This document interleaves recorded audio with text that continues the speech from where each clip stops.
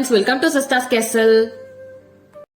இன்னைக்கு நாம non veg gravy ஸ்டைல்ல மஷ்ரூம் கிரேவி எப்படி செய்யறதுன்னு பார்க்கலாம் வாங்க. இந்த ரெசிபிக்கு நான் 200 கிராம் மஷ்ரூம் எடுத்திருக்கேன். ஃபர்ஸ்ட் மஷ்ரூமை நல்லா கழுவி கட் பண்ணிட்டு ஒரு பேன்ல 2 ஸ்பூன் கீ சேர்த்துக்கோங்க. நல்ல மஷ்ரூம் அதுல ஆட் பண்ணி நல்லா சாட்டே பண்ணி எடுத்து வச்சுக்கோங்க. இப்ப அதே பேன்ல ஹோல் ஸ்பைசஸ் போட்டு வதக்கிக்கோங்க. நான் 3 பெரிய வெங்காயம் நல்லா பேஸ்டா அரைச்சு எடுத்திருக்கேன்.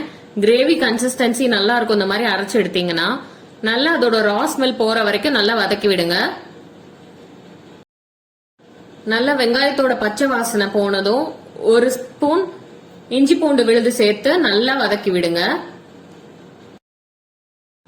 இதுல இப்போ 2 பச்சை மிளகாய் கட் பண்ணி சேர்த்துக்கலாம். 2 டொமேட்டோ பியூரி பண்ணி எடுத்திருக்கேன். நல்லா ரா ஸ்மெல் போற வரைக்கும் நல்லா வதக்கி விடுங்க. இப்ப இதுல மசாலா சேர்த்துக்கலாம்.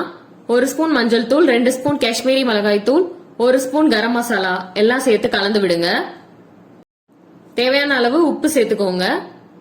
இதோட ரா ஸ்மெல் போற வரைக்கும் கொஞ்சமா தண்ணி சேர்த்து மூடி போட்டு கொஞ்ச நேரம் வேக விடுங்க.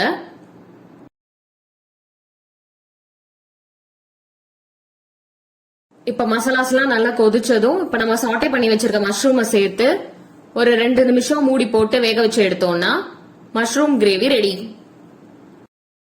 நல்ல நான்வெஜ் கிரேவி ஸ்டைல்ல மஷ்ரூம் கிரேவி ரெடி ஆயிடுச்சு. கண்டிப்பா செஞ்சு பாருங்க, ரொம்ப ஈஸியான ரெசிபி. இப்ப கொத்தமல்லி இலை தூவி இறக்கணும்னா மஷ்ரூம் கிரேவி ரெடி. இதை நம்ம புலாவ் ஒரு சப்பாத்திக்கு வச்சு சாப்பிடலாம். இந்த மாதிரி ஈஸியான ரெசிபிஸ்க்கு நம்ம சேனல் சப்ஸ்கிரைப் பண்ணிட்டு பாருங்க. தேங்க்ஸ் ஃபார் வாட்சிங்.